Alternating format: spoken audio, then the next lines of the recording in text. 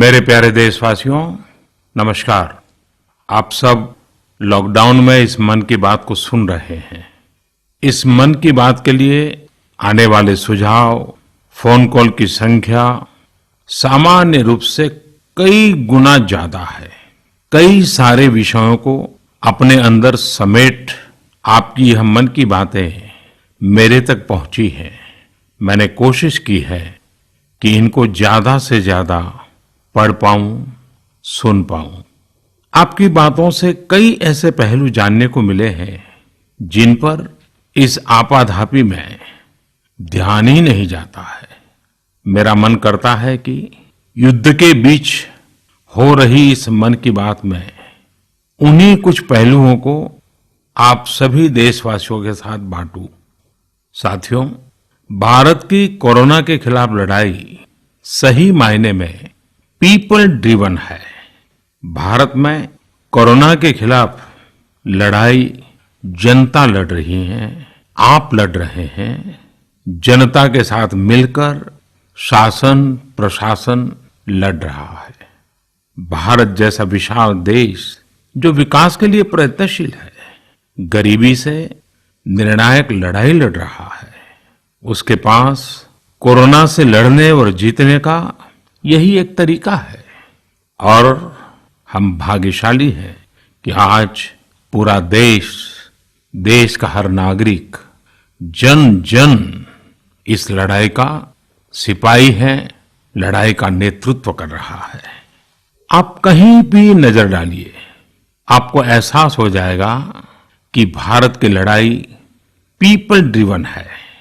जब पूरा विश्व इस महामारी के संकट से जूझ रहा है, भविष्य में जब इसकी चर्चा होगी, उसकी तौर तरीकों की चर्चा होगी, मुझे विश्वास है कि भारत की यह पीपल ड्रिवन लड़ाई, इसकी जरूर चर्चा होगी। पूरे देश में, गली मोहल्लों में, जगह जगह पर आज लोग एक दूसरे की सहायता के लिए आगे आए हैं। गरीबों के लिए खाने से लेकर राशन की व्यवस्था हो, लॉकडाउन का पालन हो, अस्पतालों की व्यवस्था हो, मेडिकल इक्विपमेंट का देश में ही निर्माण हो। आज पूरा देश एक लक्ष्य, एक दिशा, साथ साथ चल रहा है। ताली, थाली, दिया, मोमबत्ती, इन सारी चीजों ने जो भावनाओं को जन्म दिया, जिस जज्बे से देशवासियों ने कुछ न कुछ करने की ठान ली, हर किसी को इन बातों ने प्रेरित किया है। शहर हो या गांव, ऐसा लग रहा है जैसे देश में एक बहुत बड़ा महायज्ञ चल रहा है, जिसमें हर कोई अपना योगदान देने के लिए आतुर है।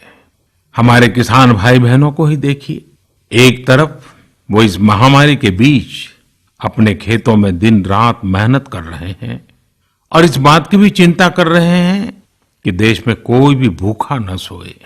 हर कोई अपने सामर्थ्य के हिसाब से इस लड़ाई को लड़ रहा है। कोई किराया माफ कर रहा है, तो कोई अपनी पूरी पेंशन या पुरस्कार में मिली राशि को पीएम केयर्स में जमा करा रहा है। कोई खेत की सारी सब्जियां दान दे रहा है, तो कोई हर रोज सैकड़ों गरीबों को मुफ्त भोजन करा रहा है। कोई मास्क बना रहा है। कहीं हमारे मजदूर भाई बहन क्वारंटीन में रहते हुए जिस स्कूल में रह रहे हैं, उसकी रंगाई पुताई कर रहे हैं। साथियों, दूसरों की मदद के लिए आपके भीतर हृदय के किसी कोने में जो ये उमड़ता घुमड़ता भाव है ना, वही कोरोना के खिलाफ भारत की इस लड़ाई को ताकत दे रहा है। वही इस लड़ाई को सच्चे मायने में पीपल ड्रिवन बना रहा है। और हमने देखा है पिछले कुछ साल में हमारे देश में यह मिजाज बना है, निरंतर मजबूत होता रहा है।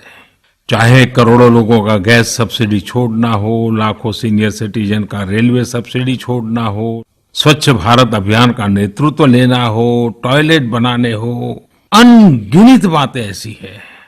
इन सारी बातों से पता चलता है हम सबको एक मन, एक मजबूत धागे से पिरो दिया है, एक होकर देश के लिए कुछ करने की प्रेरणा दी है। मेरे प्यारे देशवासियों, मैं पूरी नम्रता पूर्वक, बहुत ही आदर के साथ आज 130 करोड़ देशवासियों की इस भावना को सर झुका करके नमन करता हूं। आप अपनी भावना के अनुरूप देश के लिए अपनी रुचि के हिसाब से, अपने समय के अनुसार कुछ कर सके, इसके लिए सरकार ने एक डिजिटल प्लेटफॉर्म भी तैयार किया है। ये प्लेटफॉर्म है covidwarriors.gov.in। मैं दोबारा बोलता हूं, covidwarriors.gov.in। सरकार ने इस प्लेटफॉर्म के माध्यम से तमाम सामाजिक संस्थाओं के वॉलंटियर्स, सिविल सोसाइटी के प्रतिनिधि और स्थानीय प्रशासन को एक दूसरे से जोड़ दिया है। बहुत ही कम समय में इस पोर्टल से 1.25 करोड़ लोग जुड़ चुके हैं। इनमें डॉक्टर, नर्सिस से लेकर हमारी आशा, एएनएम बहनें, हमारे एनसीसी, एनएसएस के साथी, अलग अलग फील्ड के तमाम प्रोफेशनल्स, उन्होंने इस प्लेटफॉर्म को अपना प्लेटफॉर्म बना लिया है। ये लोग स्थानीय स्तर पर क्राइसिस मैनेजमेंट प्लान बनाने वालों में और उसकी पूर्ति में भी बहुत मदद कर रहे हैं।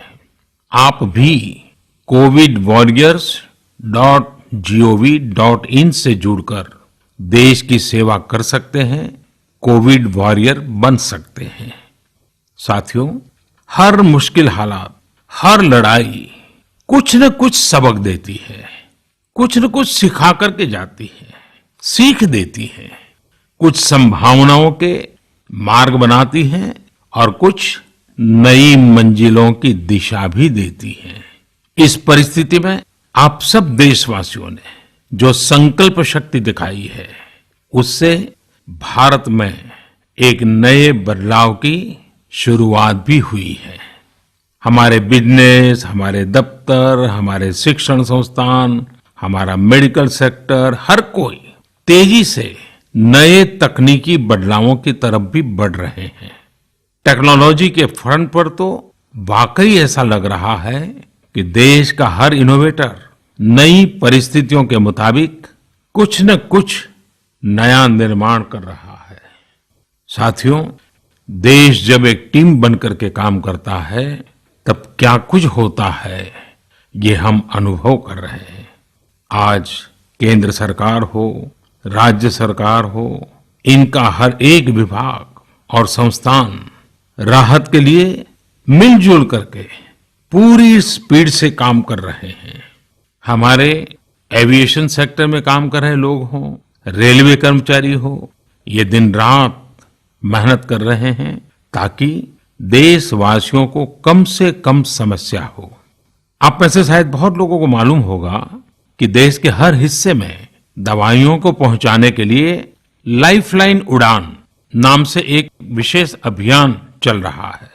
हमारे इन साथियों ने इतने कम समय में देश के भीतर ही 3 लाख किलोमीटर की हवाई उड़ान भरी है और 500 टन से अधिक मेडिकल सामग्री देश के कोने कोने में आप तक पहुंचाया है। इसी तरह रेलवे के साथी लॉकडाउन में भी लगातार मेहनत कर रहे हैं ताकि देश के आम लोगों को जरूरी वस्तुओं की कमी न हो। इस काम के लिए भारतीय रेलवे करीब करीब 60 से अधिक रेल मार्ग पर 100 से भी ज्यादा पार्सल ट्रेन चला रही है। इसी तरह दवाओं की आपूर्ति में हमारे डाक विभाग के लोग बहुत अहम भूमिका निभा रहे हैं। हमारे ये सभी साथी सच्चे अर्थ में कोरोना के वॉरियर ही हैं। साथियों, प्रधानमंत्री गरीब कल्याण पैकेज के तहत गरीबों के अकाउंट में पैसे सीधे ट्रांसफर किए जा रहे हैं। वृद्धावस्था पेंशन जारी की गई है। गरीबों को 3 महीने के मुफ्त गैस सिलेंडर, राशन जैसी सुविधाएं भी दी जा रही हैं।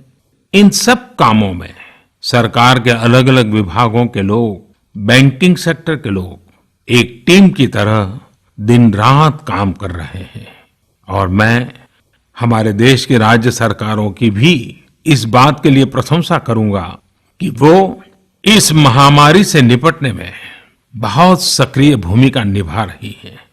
स्थानीय प्रशासन, राज्य सरकारें जो जिम्मेदारी निभा रही हैं, उसकी कोरोना के खिलाफ लड़ाई में बहुत बड़ी भूमिका है। उनका ये परिश्रम बहुत प्रशंसनीय है। मेरे प्यारे देशवासियों, देश भर से स्वास्थ्य सेवाओं से जुड़े लोगों ने अभी हाल ही में जो अध्यादेश लाया गया है, उस पर अपना संतोष व्यक्त किया है।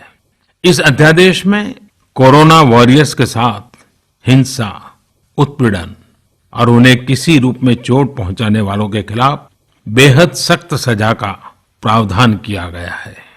हमारे doctor, nurses, paramedical staff, community health workers और ऐसे सभी लोग जो देश को कोरोना मुक्त बनाने में दिन रात जुटे हुए हैं, उनकी रक्षा करने के लिए ये कदम बहुत जरूरी था। मेरे प्यारे देशवासियों, हम सब अनुभव कर रहे हैं कि महामारी के खिलाफ इस लड़ाई के दौरान हमें अपने जीवन को, समाज को, हमारे आसपास हो रही घटनाओं को एक फ्रेश नजरिए से देखने का अवसर भी मिला है। समाज के नजरिए में भी व्यापक बदलाव आया है। आज अपने जीवन से जुड़े हर व्यक्ति की अहमियत का हमें आभास हो रहा है। हमारे घर में काम करने वाले लोग हो, हमारी जरूरतों को पूरा करने के लिए काम करने वाले हमारे सामान्य कामगार हो, पड़ोस की दुकानों में काम करने वाले लोग हो, इन सब की कितनी बड़ी भूमिका है, हमें ये अनुभव हो रहा है। इसी तरह जरूरी सेवाओं की डिलीवरी करने वाले लोग, मंडियों में काम करने वाले हमारे मजदूर भाई बहन, हमारे आस पड़ोस के ऑटो चालक, रिक्शा चालक, आज हम अनुभव कर रहे हैं कि इन सब के बिना हमारा जीवन कितना मुश्किल हो सकता है। आजकल सोशल मीडिया में हम सब लोग लगातार देख रहे हैं कि लॉकडाउन के दौरान लोग अपने इन साथियों को न सिर्फ याद कर रहे हैं, उनकी जरूरतों का ध्यान रख रहे हैं, बल्कि उनके बारे में बहुत सम्मान से लिख भी रहे हैं। आज देश के हर कोने से ऐसी तस्वीरें आ रही हैं कि लोग सफाई कर्मियों पर पुष्प वर्षा कर रहे हैं। पहले उनके काम को संभवतः आप भी कभी नोटिस नहीं करते थे। डॉक्टर हो, सफाई कर्मी हो, अन्य सेवा करने वाले लोग हो, इतना ही नहीं, हमारी पुलिस व्यवस्था को लेकर भी आम लोगों के सोच में काफी बदलाव हुआ है। पहले पुलिस के विषय में सोचते ही नकारात्मकता के सिवाय हमें कुछ नजर नहीं आता था। हमारे पुलिसकर्मी आज गरीबों, जरूरतमंदों को खाना पहुंचा रहे हैं, दवा पहुंचा रहे हैं। जिस तरह से हर मदद के लिए पुलिस सामने आ रही है, इससे पुलिसिंग का मानवीय और संवेदनशील पक्ष हमारे सामने उभर करके आया है, हमारे मन को झकझोर दिया है, हमारे दिल को छू लिया है। एक ऐसा अवसर है जिसमें आम लोग पुलिस से भावात्मक तरीके से जुड़ रहे हैं। हमारे पुलिस कर्मियों ने इसे जनता की सेवा के एक अवसर के रूप में लिया है और मुझे पूरा विश्वास है इन घटनाओं से आने वाले समय में सच्चे अर्थ में बहुत ही सकारात्मक बदलाव आ सकता है और हम सब ने इस सकारात्मकता को कभी भी नकारात्मकता के रंग से रंगना नहीं है। साथियों, हम अक्सर सुनते हैं प्रकृति, विकृति और संस्कृति। इन शब्दों को एक साथ देखें और इसके पीछे के भाव को देखें तो आपको जीवन को समझने का भी एक नया द्वार खुलता हुआ दिखेगा। अगर मानव प्रकृति की चर्चा करें तो ये मेरा है, मैं इसका उपयोग करता हूं। इसको और इस भावना को बहुत स्वाभाविक माना जाता है, किसी को इसमें कोई ऐतराज नहीं होता। इसे हम प्रकृति कह सकते हैं। लेकिन जो मेरा नहीं है, जिस पर मेरा हक नहीं है, उसे मैं दूसरे से छीन लेता हूं, उसे छीनकर उपयोग में लाता हूं तो हम इसे विकृति कह सकते हैं। इन दोनों से परे, प्रकृति और विकृति से ऊपर जब कोई संस्कारित मन सोचता है या व्यवहार करता है तो हमें संस्कृति नजर आती है। जब कोई अपने हक की चीज, अपनी मेहनत से कमाई चीज, अपने लिए जरूरी चीज कम हो या अधिक, इसकी परवाह किए बिना किसी व्यक्ति की जरूरत को देखते हुए खुद की चिंता छोड़कर अपने हक के हिस्से को बांट करके किसी दूसरे की जरूरत पूरी करता है, वही तो संस्कृति है। साथियों, जब कसौटी का काल होता है तब इन गुणों का परीक्षण होता है। आपने पिछले दिनों देखा होगा कि भारत ने अपने संस्कारों के अनुरूप, हमारी सोच के अनुरूप, हमारी संस्कृति का निर्वहन करते हुए कुछ फैसले लिए। संकट की इस घड़ी में दुनिया के लिए भी, समृद्ध देशों के लिए भी दवाइयों का संकट बहुत ज्यादा रहा है। एक ऐसा समय है कि अगर भारत दुनिया को दवाइयां न भी दे तो कोई भारत को दोषी नहीं मानता। हर देश समझ रहा है कि भारत के लिए भी उसकी प्राथमिकता अपने नागरिकों का जीवन बचाना है। लेकिन साथियों, भारत ने प्रकृति विकृति की सोच से परे होकर फैसला लिया। भारत ने अपनी संस्कृति के अनुरूप फैसला लिया। हमने भारत की आवश्यकताओं के लिए जो करना था उसका प्रयास तो बढ़ाया ही, लेकिन दुनिया भर से आ रही मानवता की रक्षा की पुकार पर भी पूरा ध्यान दिया। हमने विश्व के हर जरूरतमंद तक दवाइयों को पहुंचाने का बीड़ा उठाया और मानवता के इस काम को करके दिखाया।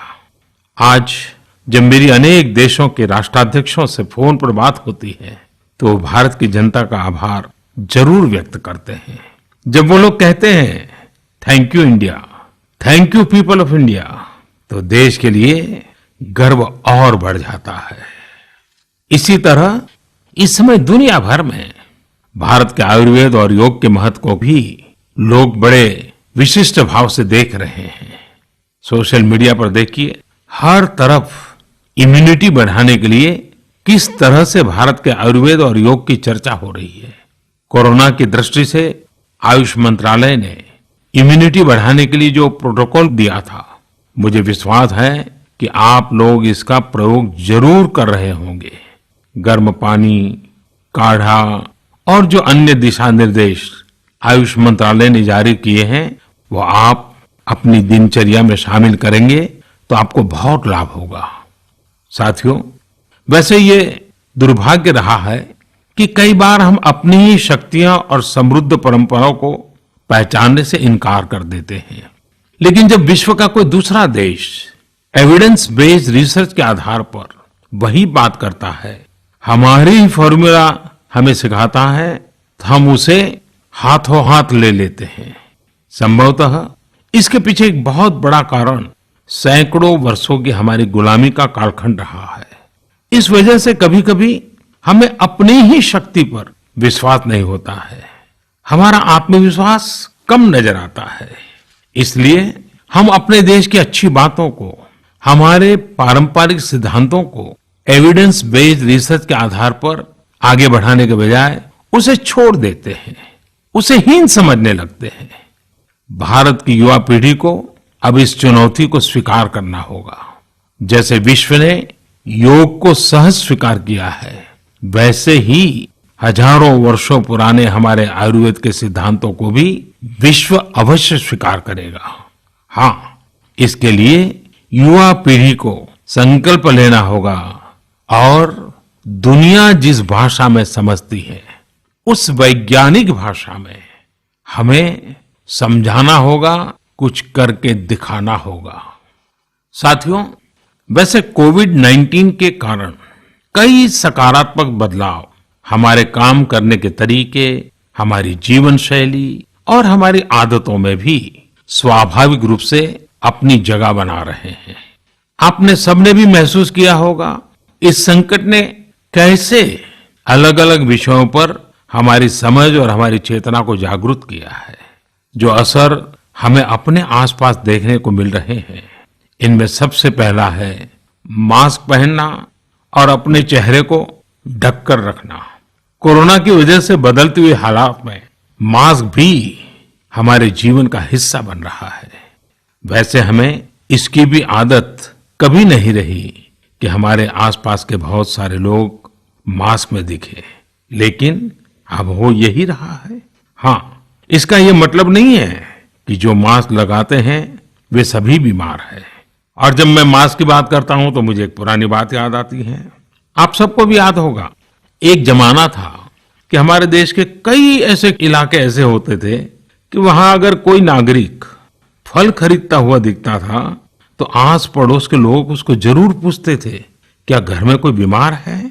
यानी फल मतलब बीमारी में ही खाया जाता है, ऐसी एक धारणा बनी हुई थी। हालांकि समय बदला और ये धारणा भी बदली। वैसे ही मास्क को लेकर भी धारणा अब बदलने वाली ही है।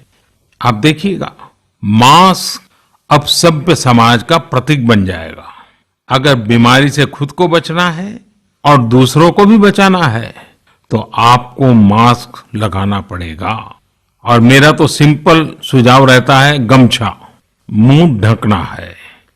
साथियों, हमारे समाज में एक और बड़ी जागरूकता ये आई है कि अब सभी लोग ये समझ रहे हैं कि सार्वजनिक स्थानों पर थूकने के क्या नुकसान हो सकते हैं। यहां वहां कहीं पर भी थूक देना गलत आदतों का हिस्सा बना हुआ था। ये स्वच्छता और स्वास्थ्य को गंभीर चुनौती भी देता था। वैसे एक तरह से देखें तो हम हमेशा से ही इस समस्या को जानते रहे, लेकिन ये समस्या समाज से समाप्त होने का नाम ही नहीं ले रही थी। अब वो समय आ गया है कि इस बुरी आदत को हमेशा हमेशा के लिए खत्म कर दिया जाए। कहते भी हैं कि बेटर लेट देन नेवर। तो देर भले हो गई हो, लेकिन अब ये थूकने की आदत छोड़ देनी चाहिए। ये बातें जहां बेसिक हाइजीन का स्तर बढ़ाएंगी, वहीं कोरोना संक्रमण को फैलने से रोकने में भी मदद करेगी। मेरे प्यारे देशवासियों, ये सुखद संयोग ही है कि आज जब आपसे मैं मन की बात कर रहा हूं तो अक्षय तृतीया का पवित्र पर्व भी है। साथियों, क्षय का अर्थ होता है विनाश, लेकिन जो कभी नष्ट नहीं हो, जो कभी समाप्त नहीं हो, वो अक्षय है। अपने घरों में हम सब इस पर्व को हर साल मनाते हैं, लेकिन इस साल हमारे लिए इसका विशेष महत्व है। आज के कठिन समय में यह एक ऐसा दिन है जो हमें याद दिलाता है कि हमारी आत्मा, हमारी भावना अक्षय है। यह दिन हमें याद दिलाता है कि चाहे कितनी भी कठिनाइयां रास्ता रोके, चाहे कितनी भी आपदाएं आए, चाहे कितनी भी बीमारियों का सामना करना पड़े, इनसे लड़ने और जूझने की मानवीय भावनाएं अक्षय है। माना जाता है कि यही वो दिन है जिस दिन भगवान श्री कृष्ण और भगवान सूर्यदेव के आशीर्वाद से पांडवों को अक्षय पात्र मिला था। अक्षय पात्र यानी एक ऐसा बर्तन जिसमें भोजन कभी समाप्त नहीं होता है। हमारे अन्नदाता किसान हर परिस्थिति में देश के लिए, हम सब के लिए इसी भावना से परिश्रम करते हैं। इन्हीं के परिश्रम से आज हम सब के लिए, गरीबों के लिए देश के पास अक्षय अन्न भंडार है। इस अक्षय तृतीया पर हमें अपने पर्यावरण, जंगल, नदियां और पूरे इकोसिस्टम के संरक्षण के बारे में भी सोचना चाहिए, जो हमारे जीवन में महत्वपूर्ण भूमिका निभाते हैं। अगर हम अक्षय रहना चाहते हैं तो हमें पहले यह सुनिश्चित करना होगा कि हमारी धरती अक्षय रहे। क्या आप जानते हैं कि अक्षय तृतीया का यह पर्व दान की शक्ति यानी पावर ऑफ गिविंग का भी एक अवसर होता है। हम हृदय की भावना से जो कुछ भी देते हैं, वास्तव में महत्व उसी का होता है। यह बात महत्वपूर्ण नहीं है कि हम क्या देते हैं और कितना देते हैं। संकट के इस दौर में हमारा छोटा सा प्रयास हमारे आसपास के बहुत से लोगों के लिए बहुत बड़ा संबल बन सकता है। साथियों, जैन परंपरा में भी यह बहुत पवित्र दिन है, क्योंकि पहले तीर्थंकर भगवान ऋषभदेव के जीवन का यह एक महत्वपूर्ण दिन रहा है। ऐसे में जैन समाज इसे एक पर्व के रूप में मनाता है और इसलिए ये समझना आसान है कि क्यों इस दिन को लोग किसी भी शुभ कार्य को प्रारंभ करना पसंद करते हैं। चूंकि आज कुछ नया शुरू करने का दिन है, तो ऐसे में क्या हम सब मिलकर अपने प्रयासों से अपनी धरती को अक्षय और अविनाशी बनाने का संकल्प ले सकते हैं। साथियों, आज भगवान बसवेश्वर जी की भी जयंती है। ये मेरा सौभाग्य रहा है कि मुझे भगवान बसवेश्वर की स्मृतियां और उनके संदेश से बार बार जुड़ने का, सीखने का अवसर मिला है। देश और दुनिया में भगवान बसवेश्वर के सभी अनुयायियों को उनकी जयंती पर बहुत बहुत शुभकामनाएं। साथियों, रमजान का भी पवित्र महीना शुरू हो चुका है। जब पिछली बार रमजान मनाया गया था तो किसी ने सोचा भी नहीं था कि इस बार रमजान में इतनी बड़ी मुसीबतों का भी सामना करना पड़ेगा। लेकिन अब जब पूरे विश्व में ये मुसीबत आ ही गई है, तो हमारे सामने अवसर है इस रमजान को संयम, सद्भावना, संवेदनशीलता और सेवा भाव का प्रतीक बनाएं। इस बार हम पहले से ज्यादा इबादत करें ताकि ईद आने से पहले दुनिया कोरोना से मुक्त हो जाए और हम पहले की तरह उमंग और उत्साह के साथ ईद मनाएं। मुझे विश्वास है कि रमजान के इन दिनों में स्थानीय प्रशासन के दिशा निर्देशों का पालन करते हुए कोरोना के खिलाफ चल रही इस लड़ाई को हम और मजबूत करेंगे। सड़कों पर, बाजारों में, मोहल्लों में फिजिकल डिस्टेंसिंग के नियमों का पालन अभी बहुत आवश्यक है। मैं आज उन सभी कम्युनिटी लीडर्स के प्रति भी आभार प्रकट करता हूं जो 2 गज दूरी और घर से बाहर नहीं निकलने को लेकर लोगों को जागरूक कर रहे हैं। वाकई कोरोना ने इस बार भारत समेत दुनिया भर में त्योहारों को मनाने का स्वरूप ही बदल दिया है, रंग रूप बदल दिए हैं।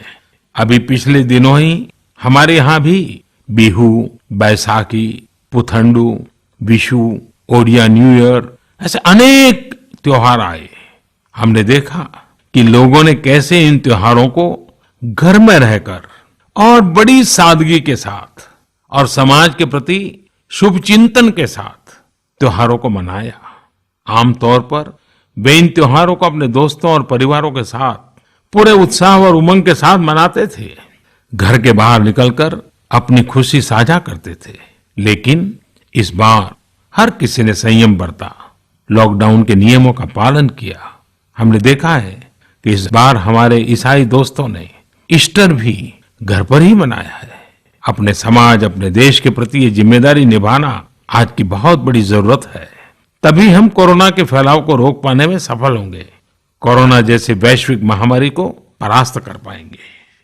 मेरे प्यारे देशवासियों, इस वैश्विक महामारी के संकट के बीच आपके परिवार के एक सदस्य के नाते, और आप सब भी मेरे ही परिवारजन हैं, तब कुछ संकेत करना, कुछ सुझाव देना, ये मेरा दायित्व भी बनता है। मेरे देशवासियों से मैं आपसे आग्रह करूंगा, हम कतई अति आत्मविश्वास में न फंस जाएं। हम ऐसा विचार न पाल लें कि हमारे शहर में, हमारे गांव में, हमारी गली में, हमारे दफ्तर में अभी तक कोरोना पहुंचा नहीं है, इसलिए अब पहुंचने वाला नहीं है। देखिए, ऐसी गलती कभी मत पालना। दुनिया का अनुभव हमें बहुत कुछ कह रहा है और हमारे यहाँ तो बार बार कहा जाता है, सावधानी हटी तो दुर्घटना घटी। याद रखिए, हमारे पूर्वजों ने हमें इन सारे विषयों में बहुत अच्छा मार्गदर्शन किया है। हमारे पूर्वजों ने कहा है, अग्नि ही शेषम ऋण शेषम व्याधि शेषम तथैव च पुनः पुनः प्रवर्धेत तस्मात् शेषम न कार्येत। अर्थात हल्के में लेकर छोड़ दी गई आग, कर्ज और बीमारी मौका पाते ही दोबारा बढ़कर खतरनाक हो जाती है। इसलिए इनका पूरी तरह उपचार बहुत आवश्यक होता है। इसलिए अति उत्साह में स्थानीय स्तर पर कहीं पर भी कोई लापरवाही नहीं होनी चाहिए। इसका हमेशा हमेशा हमने ध्यान रखना ही होगा। और मैं फिर एक बार कहूंगा, 2 गज दूरी बनाए रखिए, खुद को स्वस्थ रखिए। 2 गज दूरी बहुत है जरूरी। आप सबके उत्तम स्वास्थ्य की कामना करते हुए मैं मेरी बात को समाप्त करता हूं। अगली मन की बात के समय जब मिले तब इस वैश्विक महामारी से कुछ मुक्ति की खबरें दुनिया भर से आए, मानवजात इन मुसीबतों से बाहर आए, इसी प्रार्थना के साथ आप सबका बहुत बहुत धन्यवाद।